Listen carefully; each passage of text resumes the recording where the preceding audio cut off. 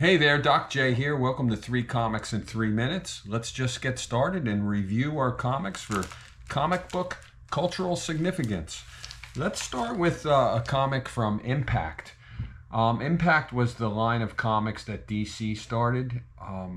So this one here is the Crusaders #1. And what DC did or Impact did is they took the Archie line of superheroes and they put them into a comic book. They formed their own superhero group to sort of compete with the Avengers and the Fantastic Four and the Justice League in different universes, that naturally.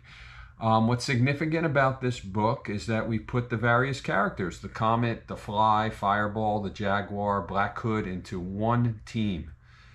And also this comic concludes 3 trading cards. And interestingly enough, an artist who goes on to be a very important artist in comic books is Rags Morales.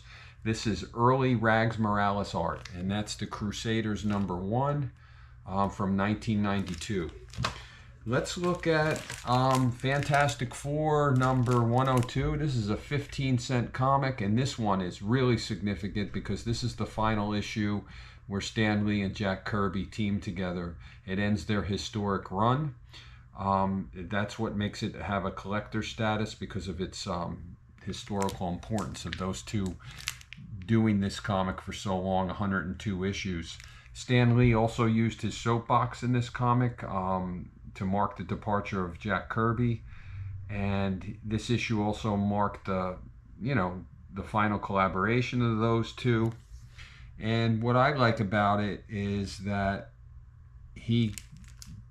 Stan Lee gave some reassurance in his soapbox that don't worry, this comic's going to go on just like Spider-Man did without Steve Ditko. So it's sort of funny in that he does that. This was a result of Jack Kirby making a decision to leave Marvel to go for DC because of his frustrations with creative freedom. All right, lastly, let's take a look at Justice League #88 from 1971. This is a nice 15-cent comic. What's interesting about this comic, there's not a lot of significance here, but it is interesting in that the Justice League went up against a supervillain and they could not defeat the supervillain.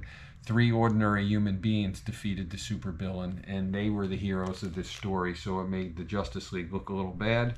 What else is interesting in here is that there's a romantic tension between Batman and Black Canary. All right, so that's pretty cool. And again, this is Justice League of America #88. 15-cent comic book, 1971, and that about does it for 3 comics in 3 minutes. If you like my channel, please give me a thumbs up and please subscribe.